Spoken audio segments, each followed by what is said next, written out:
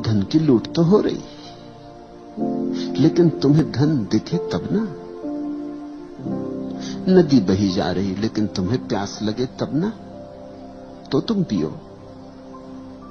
प्यासे को नदी दिखाई पड़ती, और प्यासे को नदी हजारों मील दूर भी बह रही हो तो भी वो यात्रा करके नदी तक पहुंच जाता है। और गैर प्यासे के सामने, घर के सामने से बहती हो गंगा तो भी दिखाई नहीं पड़ती। ख्याल रखना, तुम्हें वही दिखाई पड़ता है जिसकी तुम खोज कर रहे हो। जिसे तुम देखने निकले हो वही दिखाई पड़ता है। कहते हैं चमार जब रास्ते पर चलते लोगों को देखता है तो उसे सिर्फ लोगों के जूते दिखाई पड़ते हैं, सिर्फ जूते दिखाई पड़ते हैं। जूते ही खोजने चला है, जूतों से हिसाब लगाता रहता है। जूता देख के पहचान लेता है चमार, करीब करीब तुम्हारे जूते से तुम्हारी पूरी आत्मकथा पहचान लेता। जूते की खस्ता हालत बता देती है कि शायद हार गए चुनाव में इस बार। जूते पे चमक, दर्पण जैसी चमक दिखा देती कि मालूम होता जीत गए। जूते की चमक बता देती है कि जेब गर्म है कि ठंडी। जूते की हालत बता देती है कि बुलाए तुम्हारे साथ मेहनत करे कि गुजर जाने दे। जूते की हालत बता देती है कि भैया गुजर ही जाओ तो अच्छा, कहीं और ही चले जाओ तो अच्छा, यहां न लौट आना, नहीं तो उधारी करोगे। चम्हार जूते को देखता है। चम्हार जूता देखने को ही बैठा है, उसकी नजर वहां लगी। दर्जी तुम्हारे कपड़े देखता है, दर्जी तुम्हें नहीं देखता, तुम्हारे कपड़े ही दिखाई पड़ते। तुम जो खोजने निकले हो वही तुम्हें दिखाई पड़ता है। इस सत्य को खूब गहराई में पकड़ो। वही रास्ता, वही सड़क, वही बाजार, तुम अलग अलग बार निकले हो और तुम्हें अलग अलग दुकानें वहां दिखाई पड़ी। तुमने कभी सोचा? जीवन के छोटे छोटे तथ्यों पर विचार करो और वहां से बड़े तथ्यों की पकड़ आएगी। जब तुम भूखे होते हो तो भोजनालय और रेस्तरां और होटल यही दिखाई पड़ते। उपवास करके एक दिन जाओ बाजार में और तुम पाओगे अरे इतने रेस्तरां हैं, इतनी होटलें, इतनी दुकानों पर भोजन बिक रहा है। ये तुम्हें कभी ख्याल में ना आया था। तुम भरे पेट निकले थे, ख्याल में आने का कोई कारण न था। फिर एक दिन भरे पेट जाओ, फिर वो दिखाई न पड़ेगी। जिसकी काम वासना पीड़ित है उसे रास्ते पर पुरुष नहीं दिखाई पड़ेंगे, स्त्रियां दिखाई पड़ेंगी। उसे पुरुष छूट ही जाएंगे, पुरुषों को वो मद्देनजर कर जाएगा। वो गुजरेंगे जरूर लेकिन उनकी कोई छाप न बनेगी। लेकिन जिसकी काम वासना तृप्त है उसे स्त्री पुरुषों से कोई भेद नहीं पड़ेगा। और जो काम वासना के पार जा चुका है उसे तो ये भी भेद करना मुश्किल हो जाएगा कि कौन स्त्री है कौन पुरुष है। स्त्री पुरुष का भेद तुम तभी तक करते हो जब तक तुम्हारे भीतर तलाश है, तुम्हारे भीतर वासना प्रदीप्त है। नहीं तो कौन चिंता करता? तुमने ख्याल किया?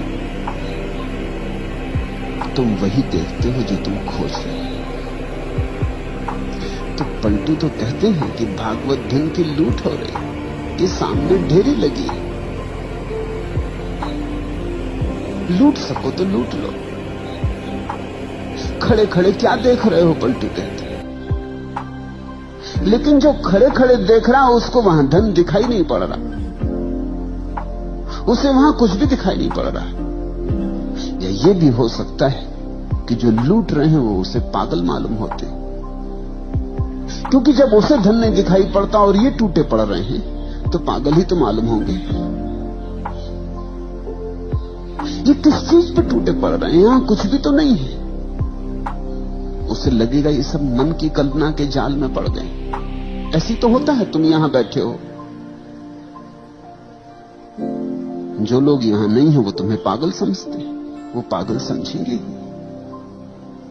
वो कहेंगे किस कल्पनाओं में पड़े हो। अरे यथार्थ जगत को देखो, किस सम्मोहन में उलझ गए हो, किसकी बातों में उलझ गए हो। ये सब बातें हैं, इनमें मत उलझ जाना, नहीं तो घर गृहस्थी खराब हो जाएगी। बाल बच्चों को देखो, पत्नी को देखो, परिवार को देखो, अपने कर्तव्य का ध्यान रखो, यथार्थ को देखो। ये किन बातों में पड़े हो? इतना समय दुकान पर लगाओ, बाजार में लगाओ, कुछ कमाओ। कमाई हाथ में आएगी तो कुछ काम आएगी। ये धर्म चर्चा, तत्व चर्चा, ये किस काम में आएगी? इसकी रोटी बनाओगे कि कपड़े बनाओगे, किससे छप्पर बनाओगे? इससे बच्चों का पेट नहीं भरेगा और न पत्नी के लिए साड़ी खरीद सकोगे। किस झंझट में पड़ गए हो?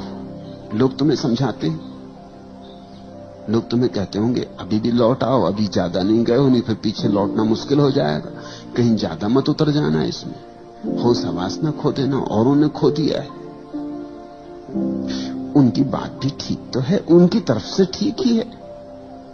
अब यहां लोग मेरे पास आए हैं, दूर दूर से आए, कोई जापान से है, कोई जर्मनी से है, कोई ईरान से है, कोई इथोपिया से है, कोई अमेरिका से है, कोई स्वीडन से आया है, कोई इंग्लैंड से है, कोई इटली से है। दूर दूर से लोग आए, करीब करीब जमीन के हर तरफ से लोग यहां मौजूद हैं, सिर्फ चीन और रूस को छोड़ के, क्योंकि वहां से आ नहीं सकते। लेकिन मेरे पड़ोसी भी हैं यहां पूना में, वो नहीं आए। वो समझते हैं सब पागल हो गए, इनका दिमाग खराब हो गया। और उनकी बात में भी सच्चाई है, उनकी तरफ से सच्चाई है। उनको यहां कुछ दिखाई नहीं पड़ता, यहां धन लुट ही नहीं रहा है। धन तो वे कमा रहे हैं, तुम तो यहां बैठे बैठे धीरे धीरे निर्धन हो जाओ। तुम्हें लग रहा है कि तुम धन लूट रहे हो।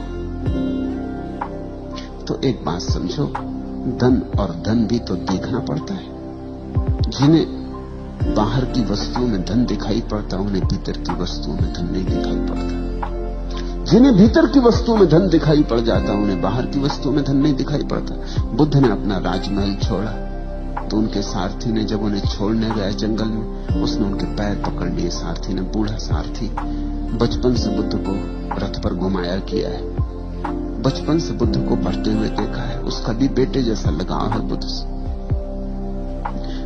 उसने बुद्ध के पैर पकड़ लिए और कहा कि ये क्या कर रहे हो, जंगल में कहां जा रहे हो? इस महल को छोड़कर, इस संगमरमरी महल को छोड़कर, उस सुंदर यशोधरा को, तुम्हारी पत्नी को छोड़कर, उस नए नए पैदा हुए बेटे राहुल को छोड़कर, अपने बूढ़े बाप को छोड़कर तुम जा कहां रहे हो? तुम बूढ़े बाप के हाथ की लकड़ी हो, और ये सुंदर महल और ये सारा वैभव जंगल में मिलेगा क्या? तुम मुझसे पूछो, मुझ बूढ़े से पूछो, मैं जंगलों में खूब भटका हूं, वहां कुछ भी नहीं है। और दुनिया तो महलों की तरफ जाना चाहती। तुम्हारा दिमाग ठीक है, तुम महल से छोड़ के जा रहे हो। कौन नहीं जो राजा ना होना चाहे, और तुम राजा होना तुम्हारे हाथ में और छोड़ के जा रहे हो। वो बूढ़ा रोने लगा। उसकी बात भी तो ठीक है, उस बूढ़े को जंगलों में कुछ भी नहीं दिखाई पड़ता, उसे सब महल में दिखाई पड़ता है। गरीब आदमी का धन महल में मालूम होता है। ये तो कभी किसी अमीर को समझ में आता है कि महल में कुछ भी नहीं। ये तो किसी अमीर के अनुभव में बात उतरती कि यहां कुछ भी नहीं, क्योंकि देख लिया, कुछ पाया नहीं। शोरगुल तो बहुत है, सार बिल्कुल नहीं। बुद्ध हंसने लगे। उन्होंने कहा, तू तेरी तरफ से ठीक कहता है, लेकिन मेरी तरफ से वहां कुछ भी नहीं। वहां से मैं देख के आ रहा हूं। तू तो बाहर बाहर था बूढ़े, तू तो सारथी ही था। मैं भीतर रह के आ रहा हूं, वहां कुछ भी नहीं। और जिन्हें तू महल कहता है, सुंदर आलीशान वैभव से भरे संगमरमर के, उन्हें मैं केवल लपटों में जलता हुआ देख रहा हूं। मुझे जल्दी दूर निकल जाने दे, इसके पहले कि वो मुझे भी खाक कर दे, क्योंकि वो बहुतों को खाक कर चुके। मेरे पिता के पिता और उनके पिता और उनके पिता, वो सब वहीं खाक हो गए। मुझे भाग जाने दे। वहां लपटें उठ रही। वो बूढ़ा देखता है महल की तरफ, वहां कोई लपटें नहीं। ये बड़ी दृष्टियों का भेद है। और बुद्ध ने जो कहा था ठीक ही कहा था, क्योंकि जंगल में ही मिला। जो धन था, परम धन था, वो एक दिन बैठकर जंगल में ही मिला। वो 6 साल की अथक खोज के बाद एक दिन निरंजना नदी के तट पर बट वृक्ष की छाया में बैठे हुए वो धन बरसा। तो एक अदृश्य धन है तभी तक अदृश्य है जब तक तुम्हारी आंखें बाहर से उलझी। उसी दिन दृश्य हो जाएगा जिस दिन तुम्हारी आंखें बाहर से मुक्त हो गई। दृष्टि की क्रांति चाहिए। तुम पूछते हो, पलटू कहते भागवत धन की लूट हो रही, और जो चाहे सो ले। ठीक कहते हैं, 100% ठीक कहते हैं। बस चाहना ही पर्याप्त है लेने के लिए। जो चाहे सो ले, कोई रोक नहीं रहा है। समाधि का धन ऐसा है कि उसे कोई भी रोक नहीं रहा है, तुम्हें कोई बाधा नहीं डाल रहा है। मगर बड़ा मजा है, जिस धन पर बड़ी बाधाएं हैं, जो तुम्हें मिलना एकदम आसान नहीं, उस पर तुम टूटे पड़ रहे हो। और जो मिल भी गया अगर, तो भी कुछ मिलेगा नहीं, उस पर तुम टूटे पड़ रहे हो, उस पर लूट मची। और जो धन कोई भी छीनने को नहीं मालूम हो रहा, और जो धन इतना है कि सभी को मिल जाए तो भी न्यून नहीं होता, उस धन की तरफ तुम जा भी नहीं रहे हो। तुम सब भागे जा रहे हो बाहर की तरफ, और तुम्हारा धन तुम्हारे भीतर है। तुम्हारा धन तुम हो, तुम्हारे होने में, तुम्हारी सत्ता में तुम्हारा धन, तुम्हारे शून्य में, तुम्हारे मौन में तुम्हारा धन है। तुम्हारे अस्तित्व में समाया है धन। खजाना लेकर तुम आए हो, चाबी भी तुम्हारे पास, लेकिन इस चाबी को तुम कभी भीतर की तरफ लगाते नहीं, बाहर की तरफ लगाते। यही आंखें जो बाहर की तरफ भाग रही, दूर दिशाओं में दौड़ी चली जा रही, यही आंखें लौटकर अपने धन को खोज लेती।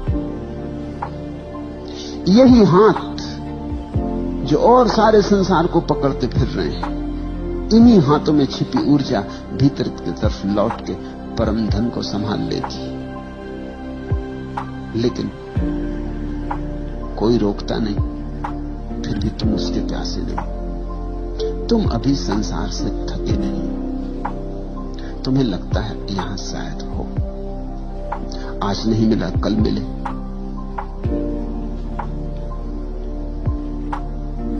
जितना मिला है शायद इतने से तृप्ति नहीं हो रही, थोड़ा और ज्यादा मिले तो तृप्ति हो जाए। 10,000 तुम्हारे पास है तो शायद 10 लाख होंगे तो तृप्ति हो जाए। 10 लाख होंगे तो मन कहेगा 10 करोड़ हो जाए तो तृप्ति हो जाए। और मन के फैलाव का कोई अंत नहीं। मन आंकड़े बड़े करता चला जाता है। तुम जहां रहोगे वहीं से मन के आंकड़े बाहर और भविष्य की तरफ विस्तीर्ण हो जाएंगे। मन क्षितिज की तरफ फैलता चला जाता है। मन कभी भी